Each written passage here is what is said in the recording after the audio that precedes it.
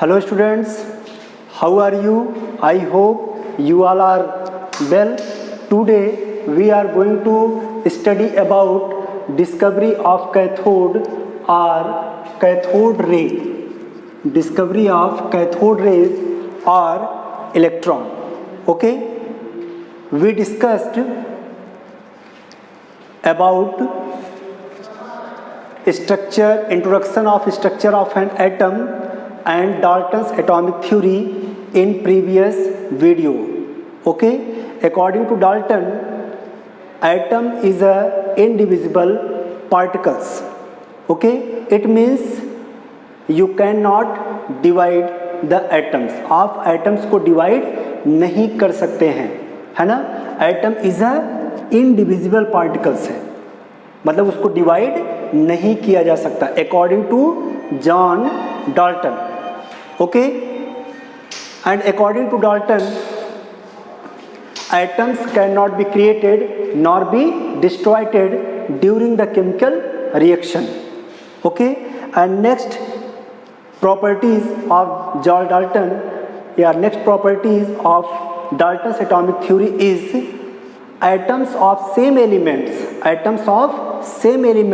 have same atomic masses and atoms of different elements have different atomic masses or size.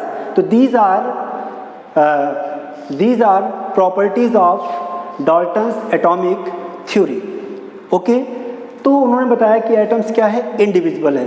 But उस समय बहुत सारे scientist इस चीज़ पर ट्राई कर रहे थे, रिसर्च कर रहे थे, एक्सपेरिमेंट कर रहे थे कि no, atom is a divisible particles. Atom जो है डिविजिबल है, इसमें मतलब कि इसमें और भी पार्टिकल्स प्रेजेंट है.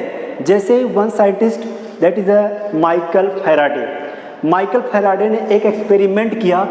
उन्होंने एक डिस्चार्ज ट्यूब लिया. उस समय डिस्चार्ज सारे एक्सपेरिमेंट किस में हो रहे थे, डिस्चार्ज ट्यूब में. Discovery of electron, discovery of proton, मतलब सारी चीज़ किस में हो रहे थे, डिस्चार्ज ट्यूब में हो रहे थे. ठीक है, तो माइकल फैराडे जैसे उसमें उन्होंने दो प्लेट लगा दिया, एक cathode plate and anode plate. ठीक, और उसको एक बैटरी से उन्होंने कनेक्ट कर दिया, बैटरी से कनेक्ट कर दिया. और उन्होंने बताया क्या, ठीक है. तो Michael Faraday passed electricity through a discharge tube या through a glass tube with air and observed a light arc. Okay, उन्होंने क्या ऑब्जर्व किया, एक लाइट आर्क ऑब्जर्व किया which formed at cathode. Okay, and travel, जो light आर थी, and travel up to anode, जो किधर ट्रेवल कर रही थी, एनोड की तरफ. ये बात माइकल फैराडे ने पहले ही बता दिया था.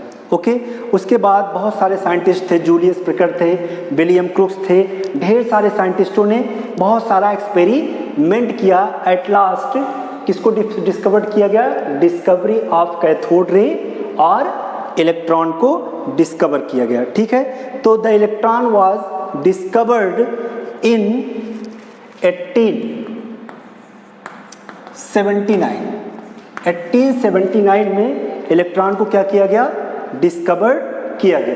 ठीक है, तो अब मैं आपको पूरा प्रोसीजर समझाता हूं कि कैसे कैसे इलेक्ट्रॉन की डिस्कवरी हुई थी. ओके, तो विलियम क्रुक्स एक साइंटिस्ट हैं जिनका नाम है William crooks and Julius Plucker. William Crookes and Julius Plucker arranged a discharge tube. This is discharge tube or you can say glass tube. तो William Crookes and Julius Plucker arranged a discharge tube and applied a potential about 10,000 volt at very low pressure. About 10 to power minus 4 atm atmospheric pressure, or you can say 0.01 mm millimeter, okay, or you can say 0.001 mm Hg, okay. तो these are pressure, ये सभी क्या है pressure, जो भी आप कह सकते हैं 10⁻⁴ atm, this is the very low pressure. तो मैंने क्या बताया कि William Crookes Julius Plucker arrange a discharge tube and situated cathode which is made up of, cathode plate है which is situated, cathode plate एक टर्मिनल एक side में, और एक तरफ उन्होंने क्या लगा दिया, anode plate, cathode and anode, जिसको हम क्या बोलते हैं, इलेक्ट्रोड बोलते हैं। क्या कहेंगे उसको हम, we call them electrode, cathode and anode. तो मैंने क्या बताया कि William Crookes Julius Plucker arrange a discharge tube and filled a gas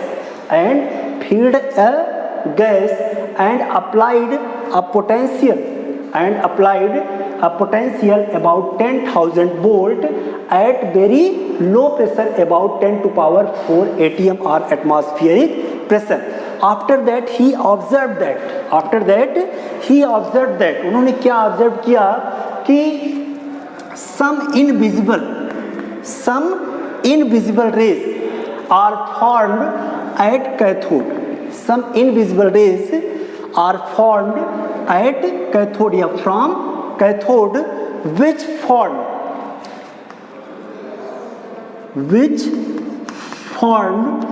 fluorescence,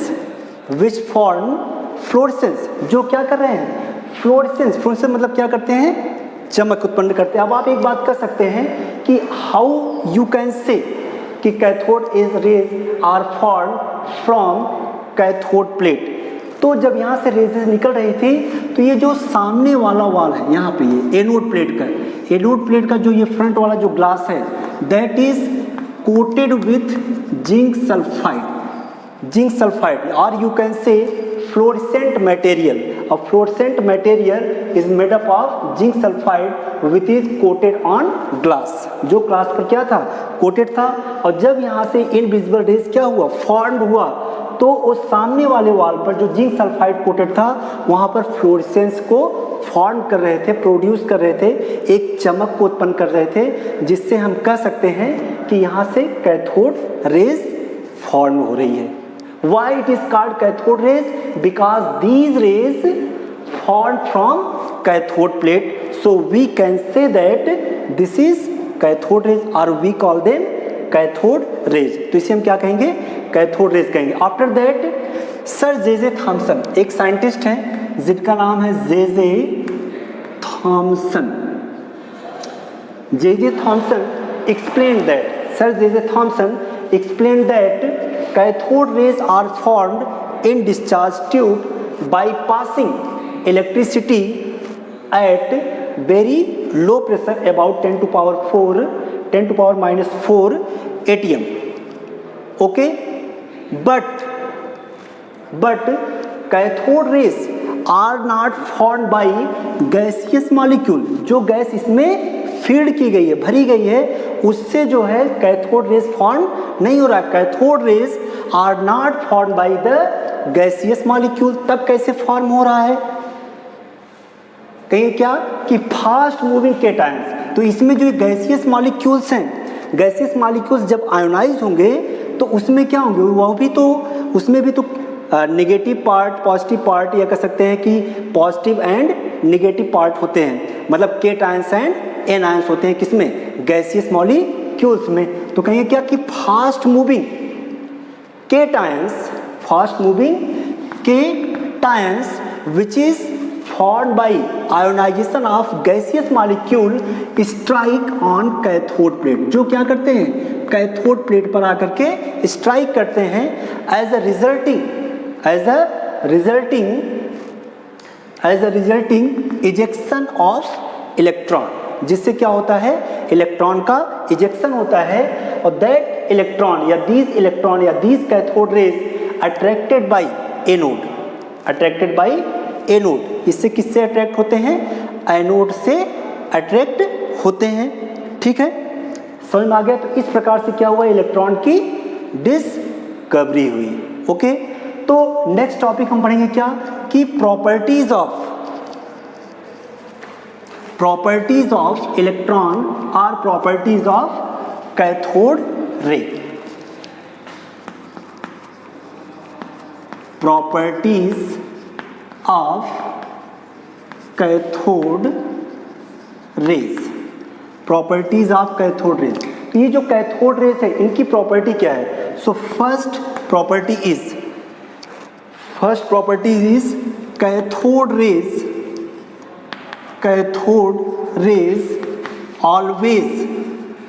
always travel in straight line. Always travel in straight line. You may ask question why you can say या how you can say cathode rays always travel in straight line. आप ये कैसे कर सकते हैं कि cathode raise जो है वह स्ट्रेट लाइन में, एक सीधी लाइन में ट्रेवल करता है। तो आई विल प्रूव, मैं इसको प्रूव करूंगा। ठीक है, देखिए जैसे मान लीजिए कि अब इसको हम प्रूव कर रहे हैं, ठीक है, कि cathode rays travel in straight line. If we placed a opaque object in the path of cathode rays, अगर इस कैथोड रेज के पाथ में कोई एक हम ओपेक ऑब्जेक्ट रख दें। ओपेक ऑब्जेक्ट का मतलब कि जिसके हम आर पार न देख सकें। ओपेक ऑब्जेक्ट हम रख दिया कि when we placed an opaque object in the path of cathode rays, then तब होता क्या है? then shadow of opaque object form at the front of wall. तो जिसका shadow जो है, then the shadow of opaque object formed in the front of wall, जो इसकी एकदम ठीक सामने बनता है, ना तो यहाँ बनता है, ना तो यहाँ बनता है, ना तो यहाँ कहीं नहीं बनता, सिर्फ कहाँ पे बनता है? एकदम ठीक उसके सामने। It means we can say that कि cathode rays always travel in straight line. Okay, proof हो गया ना? Clear, very good. Second properties क्या था? Cathode rays have mass, cathode rays have mass and kinetic energy. Cathode rays have mass and kinetic energy. Cathode rays में क्या होता है? मास होता है और उसमें काइनेटिक एनर्जी, काइनेटिक मतलब कि हाफ mv²। ठीक है, तो cathode rays have mass and kinetic energy होता है। अब फिर पूछ लेते हैं, यू मे आस्क क्वेश्चन कि हाउ यू कैन से cathode rays have mass and kinetic energy. I will prove, मैं इसको प्रूव करूंगा। कैसे इसको प्रूव करूंगा? कि when a paddle wheel placed in the path of cathode rays, okay, then it's start to spinning। तुरंत ये क्या हो जाता है? स्पिनिंग मतलब चलना शुरू हो जाता है बहुत तेजी से। ठीक है, इट मीन्स कि कैथोड रेज और electron consist of massive particles, या cathode rays consist of massive particles. ठीक है, वह मैसिव पार्टिकल से मिलकर के बना होता है और जिसमें मास होगा उसमें क्या होगी? काइनेटिक एनर्जी होगी, मतलब हाफ mv²। अगर ये व्हील, ये पैडल जो व्हील है, अगर ये चलने लगता है, इसका मतलब क्या?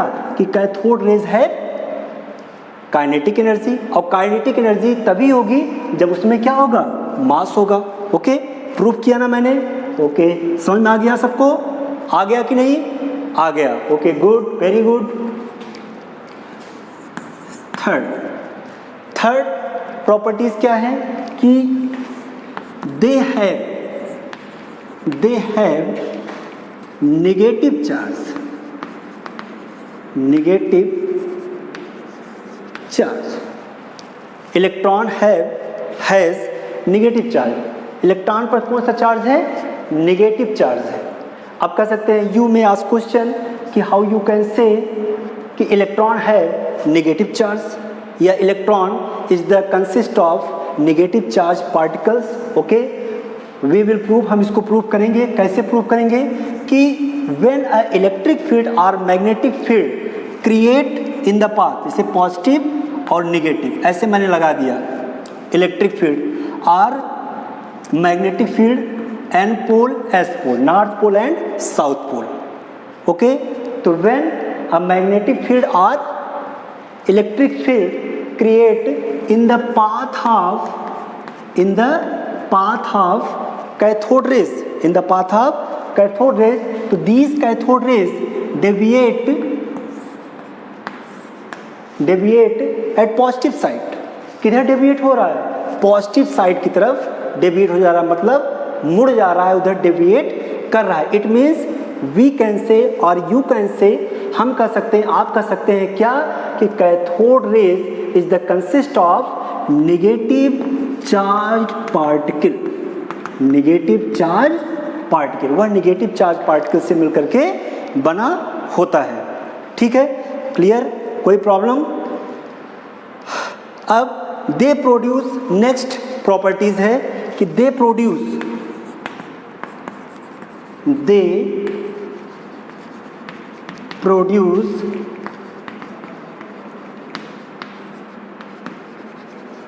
Fluorescence, they produce fluorescence. वह क्या प्रोड्यूस करते हैं, फ्लोरेसेंस, फ्लोरेसेंस मतलब चमक उत्पन्न करते हैं, हरे रंग की, क्या करते हैं, चमक उत्पन्न करते हैं। मैंने भी आपको यहाँ पर करके दिखाया था, क्योंकि इसकी स्पीड जो होती है इतना ज़्यादा होती है कि जब यहाँ पर क्या होता है, जिंक सल्फाइड कोटेड जो प्लेट लगी हुई है या जो फ्लोरेसेंट मटेरियल लगा हुआ है, जब उस पर ये कोलिजन करते हैं, टकराते हैं, तो वहाँ पर फ्लोरेसेंस को फॉर्म करते हैं। ओके, नेक्स्ट फिफ्थ पास्टुलेट्स क्या है, फिफ्थ पास्टुलेट्स कहिए क्या कि the speed of cathode ray, speed of, या कह सकते हैं कि स्पीड ऑफ कैथोड रे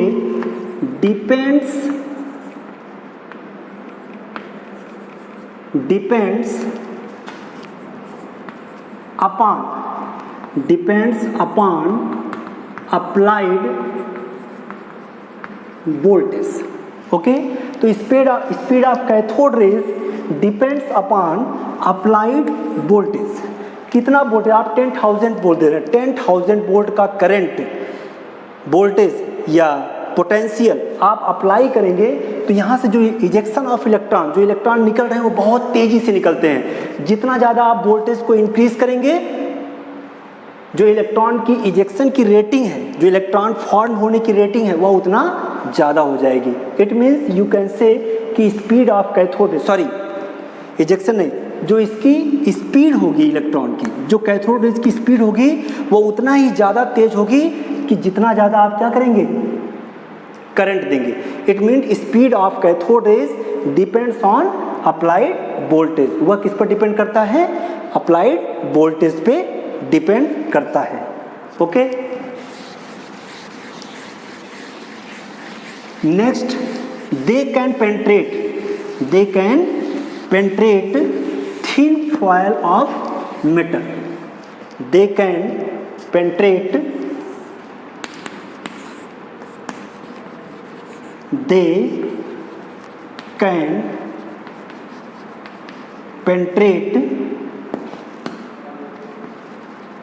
thin foil of metal.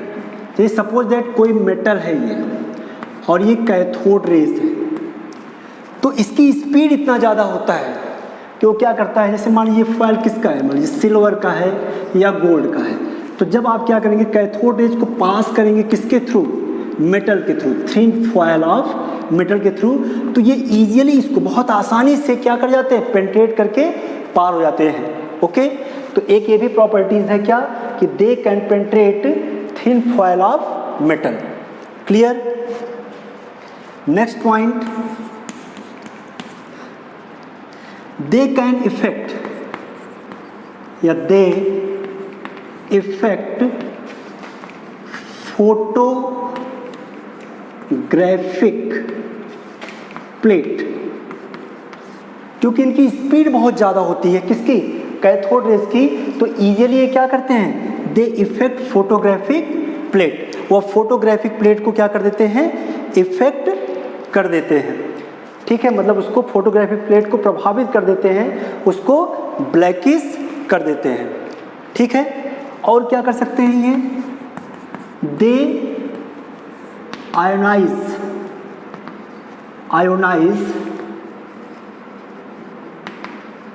Gaseous molecules, ये कैथोड रेज जो होते हैं, जो इसमें गैस फील्ड होते हैं, उस मॉलिक्यूल्स को ये आयोनाइज कर देते हैं, ठीक है। एक ये प्रॉपर्टीज हो गया। नेक्स्ट आप कर सकते हैं क्या कि they produce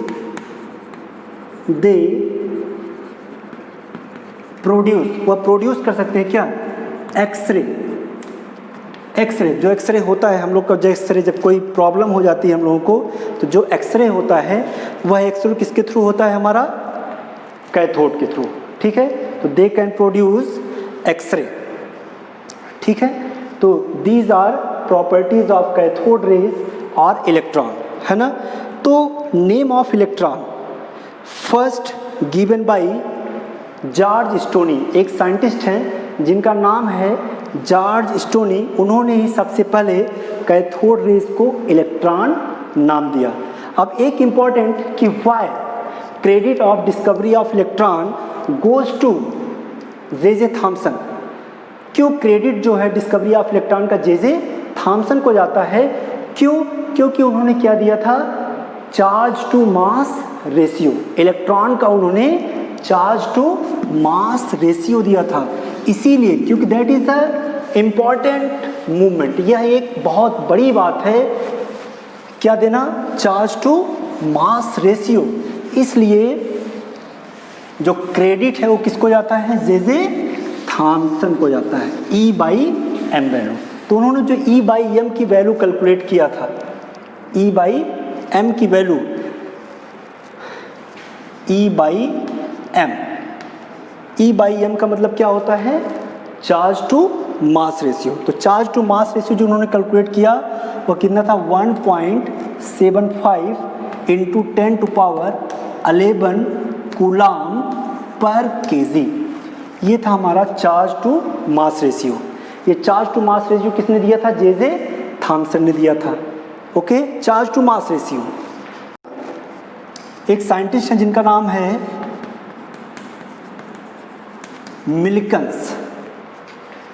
मिल्कन्स found the charge of electron, कितना था charge? -1.602 into 10⁻⁻19 coulomb by the experiment of, किस एक्सपेरिमेंट से? By the experiment of Eyre